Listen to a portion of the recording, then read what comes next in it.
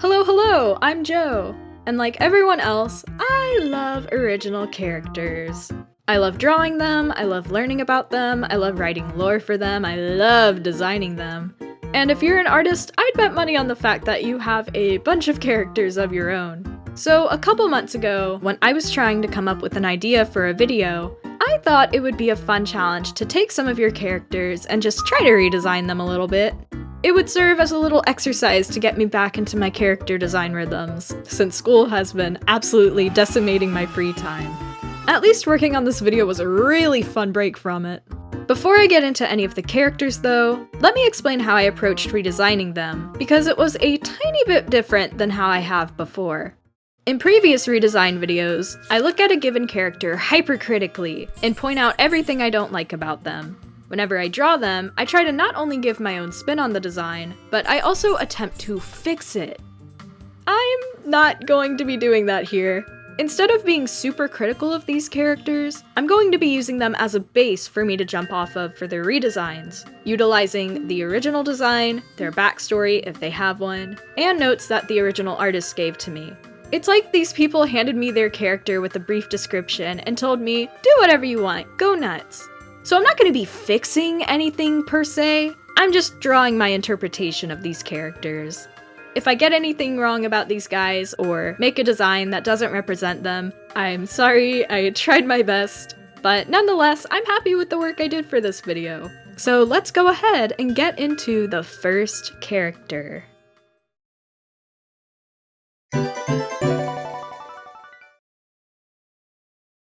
The first character is Serine by @Lilakwii on Instagram. Lila is an insanely talented animator and artist. Their character designs and art is so colorful and cool. Oh, I love it.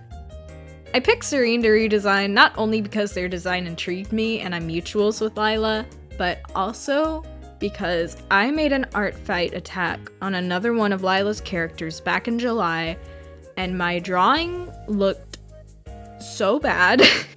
I did her character so dirty, so this redesign is my retribution for that. Lila, I am sorry. Back to Serine though. She uses she, her pronouns, and looking at her original design, it is very easy to tell her personality. Lila describes her as very extroverted, very high energy, and is basically a gremlin. She lives in a New York-esque city with her friends who all share an apartment. She's associated with bright summery tones as well as triangles. The only specific design request Lila gave me was to keep a hat on her head, it doesn't have to be a beanie, as well as to keep her tan lines. So other than those two things, I can cook whatever I want. Rubbing my hands together deviously, I can do whatever I want. So, first things first, what am I keeping from the original design? Lila was so kind as to give me just so many references of Serine, from illustrations to old design references, and what I noticed throughout all of them was that Serine always had purple eyes, blonde hair, and a pink beanie. So I made sure my design would have all of those. It just felt like those were must-haves for Serine, like non-negotiables. I'll also be keeping this 80s-esque windbreaker jacket, as well as these yellow Converse. Otherwise, I'm shifting my focus to giving her an alternate outfit and tweaking the silhouette of things here and there.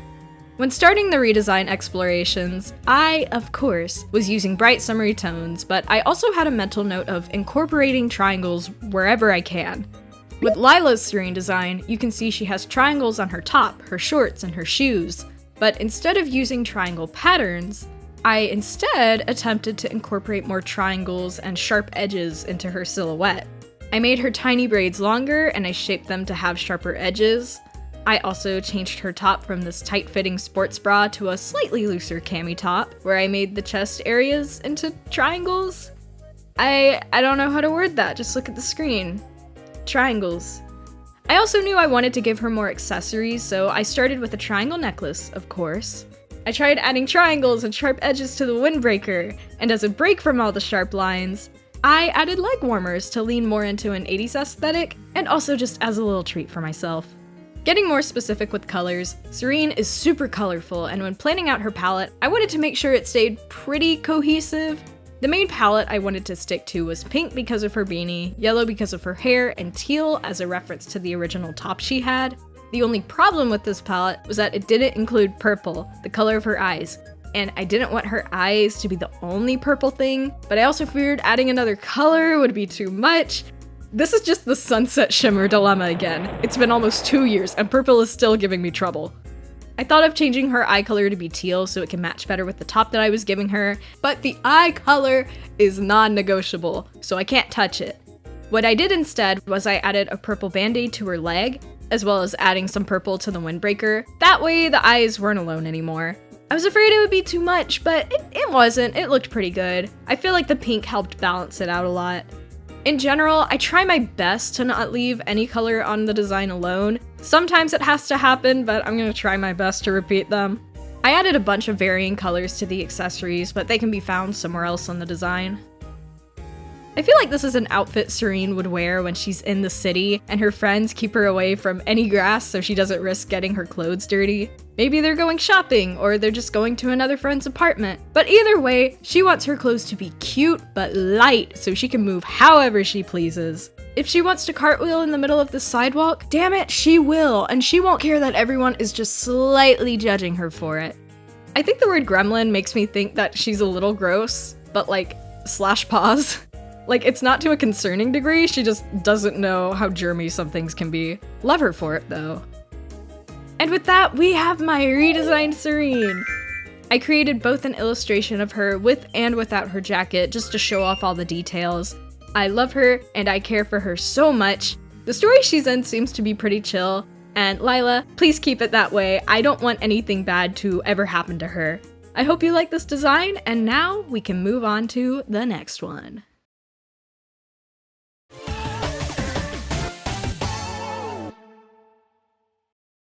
The next character is DK by Josh, aka @TriviaMagick on YouTube, and one of the lovely patrons of my Patreon. His artwork is so cute and I love his character designs, which is one of the reasons I chose to design DK, but also because patrons get priority in videos like these. That's not to say that DK disinterested me otherwise though. I haven't drawn a scene character before and I was more than up to the challenge. Unlike Serine, however, the first thing I learned about DK is that he is not from one of Josh's original stories. He is, instead, an X-Men OC. And I know nothing about X-Men. I know it's superhero, I know it's Marvel, I know my dad likes the X-Men movie from 2000, but that's kind of all. I was worried that would make the design process harder than intended, but I figured I could just lean into other aspects of DK, rather than just worrying about this one thing. The only thing Josh said about DK's powers is that he's quote-unquote half dead. So I assumed it was something similar to like a zombie. Maybe he has some regeneration abilities. He's trans-mask, broke, extroverted, and friendly. Josh says, quote, he loves animals a lot, so he's like if Fluttershy was mixed with Rainbow Dash. And now you're speaking my language. I know those characters. And looking at his design, those things are reflected pretty well. He's very pale and has almost sickly looking eyes, but they're still very friendly. I think the green, purple, and black color palette just screams zombie, and it fits the scene aesthetic so well. The green representing sickly and rotting, while the purple being mysterious and unnatural. But even with these negative connotations, if you make them brighter, they can be fun. Oh, this is some good stuff to work with. So I know nothing about X-Men, but a half-dead scene boy? Oh, I can make that, yeah, sure. The only specific things Josh wanted for me to keep on DK was the scar on his neck and his scene style, which I already intended to do, so yippee, great. Time to start exploring. I started out by sketching a couple headshots of DK to play with color. I knew I was keeping the green and purple accents of his hair and I was gonna let those two colors dictate the rest of the palette. And for his actual face, I figured it would be a silly little detail to make his forehead and nose bridge a different color from the rest of his face, just to emphasize the fact that he's not a normal human. I see people do this with character designs all the time and I freaking eat it up, so I figured this was a good use of that design trope. After I got his face looking how I wanted it, I was on to the outfit. I liked the simple silhouette of the shirt and pants on DK's original designs, so I played around with slightly different alterations of that design base. I made about 3 of them before I realized that I was making him more grunge than scene, so I took the alteration I thought looked best, and I made more alterations of that alteration, as confusing as that is to explain.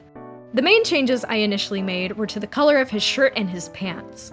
I knew I wanted to keep his shirt black, or at least a near black color, but for his pants, I figured he could benefit from having a piece that was a little brighter.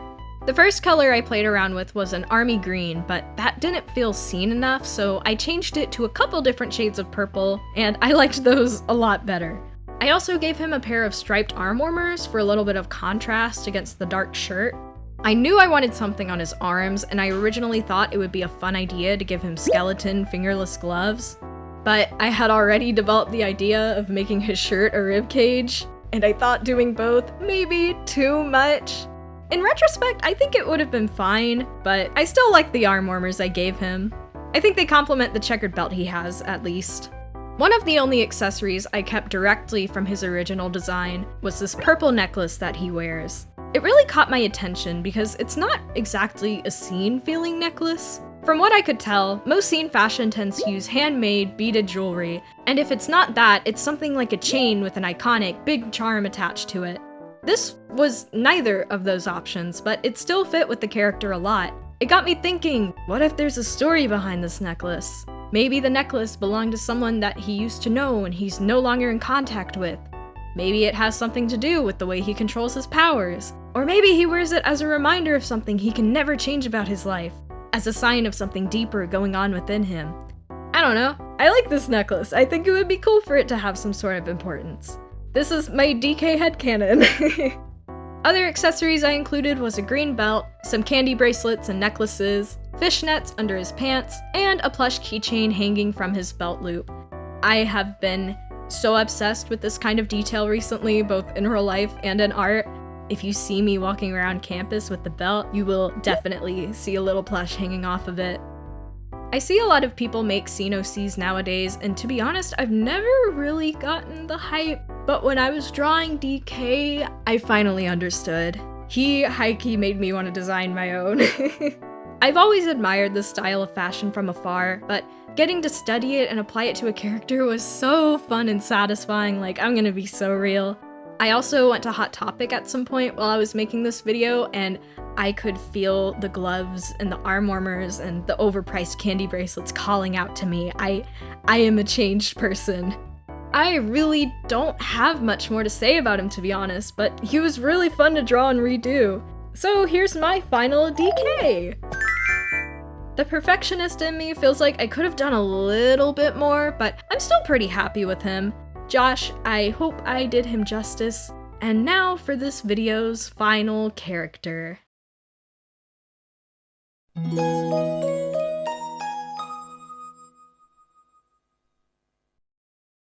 The last character I'm redesigning is Cosmo by Liz, aka @BoardLiz on Artfight and Instagram, and oh my lord. I'm not gonna pick favorites out of this video, but when I was sifting through the characters that people gave me to redraw, I took one look at Cosmo, and I was like, yeah, I'm drawing this guy. I really wanted to do one character that wasn't inherently human, or at least didn't have a natural skin tone, and he just checked every box for a character I wanted to design. Liz describes him as a celestial being that may seem stern at first, but they're actually really friendly and energetic. He's a caretaker of the stars, making sure they're at their right stages in their life cycles. Especially since I've been very collateral pilled recently, collateral being one of my OC stories, and its aesthetic is very night sky star oriented. I thought he would be such a cool and fun exercise. And he really was, like redesigning him got the gears turning. But despite my enthusiasm, he was actually the hardest character to redesign. One thing that made DK and Serine pretty easy to ideate for was that they live in the modern day, or at least like the 2000s. They live in a world that I'm already familiar with whenever it comes to fashion, trends, and looks, and that lack of inherent knowledge is what makes designing fantasy characters really fun, but also kind of difficult. They come from places that could have so many different styles and world-building rules that make the conventions for fashion different. Especially a character like Cosmo, who's described as being a celestial being. There's a lot of wiggle room there. What does a celestial being even look like? What clothes would they wear? Would they even wear clothes? Is it like an alien race? It can take a lot of brain work to answer these questions and design a character like this, but that's also what makes it enjoyable. Going into the ideation stage, I honestly didn't really have a direction, except to change up his colors a little bit and sketch out what he would look like in my style's proportions. I really like Bored Liz's chibi-esque style. It's so cute and funky, so I just wanted to make sure that I completely understood the details and stuff they added. The only thing I really changed at this stage was the color of the star mark on their face, which I made yellow instead of white, and after I was done with that, I was kind of stagnant for a second. I knew I wanted to lean into making him look very magical and whimsical, but I was going in the wrong direction. The first outfit I sketched out had a variation of the hoodie shrug cape Liz has on Cosmo's original design, but it wasn't really going with what I specifically had envisioned. As a way to try and get some ideas, I went back to the information and requests Liz gave me about Cosmo when I realized I accidentally skipped over the specific requests Liz gave me, and instead I was just looking at the characters page on Artfight. Big whoops on my part. The only requests Liz gave me were to 1. Keep the space theme, which was something I was already doing, but also to keep the clown theme, which I felt like I was neglecting thus far. And this one request saved the entire design. Designing him after reading this one line was an absolute breeze. I had so much freaking fun with him. I took basically every whimsical clown element and fun shape that I liked, and I just slapped it onto the character somewhere. There's daily star details, uneven belts, pretty earrings. My Cosmo redesign was just pure self-indulgence, which is what I was hoping it would be. Getting into the specific changes, first I'm gonna look at his outfit. I kept the hat super similar to how it was in the original design. Like Serine's beanie, I just felt like it was a staple to Cosmo, so the only thing I changed was the color of the band of the hat.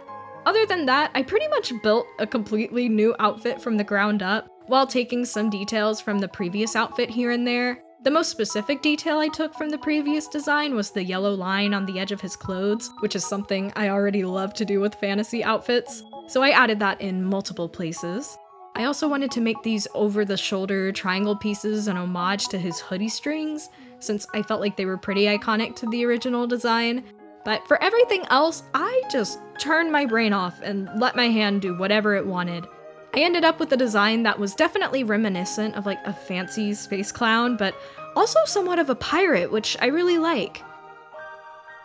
After I was done with his design, it got me thinking, who is Cosmo? What's his lore? And Liz, if he does have lore, let me know, but I'm gonna speculate for a second. The idea of him being someone that takes care of stars is super interesting, but how specific can we get with that? Does he control the stars and their orbits a la Celestia and My Little Pony? Maybe. And hear me out here. In his story, stars are controlled by their own creature, and he is a Cosmo, who is a rank above the star creatures. And since he's a Cosmo, it's his job to discipline and control the stars that act out of order. Not only is he in charge of where these creatures go, but also when their lives end, for the sake of order in the universe. I think it would be an interesting concept if Cosmo was one of many Cosmos, who all have specific jobs given to them by the universe to keep everything in existence in check. I'd like to think that the star mark on his face might make him different from other Cosmos that exist as well. Maybe those that get in a fight with a star creature are left with the mark on their face by the universe as a reminder of their failure, and they can get it removed if they work hard enough.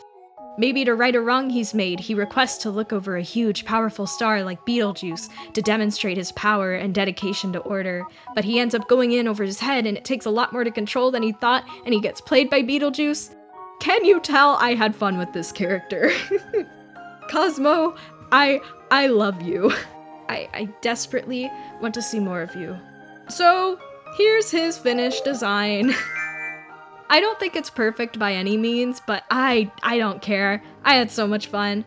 Liz, thank you so much for submitting your character. I hope you enjoy my interpretation of him. I feel like I've ended every YouTube video I've made this year feeling more productive and free creatively, and this video is no exception. Character design has always been so fun to me, and though I wouldn't consider myself to be super good at it, I definitely feel like I'm at a place where I'm starting to understand it more. Practice like this is not only helpful, but it is so enjoyable. I really want to make a video like this again, so if that interests you, maybe subscribe and stick around to see more. My brain has been so full of joy and whimsy for character design. I want to get better, it's so fun! Thank you again to Lilakwii, TriviaMagick, and BoardLiz for lending me your characters to draw. They were all so awesome.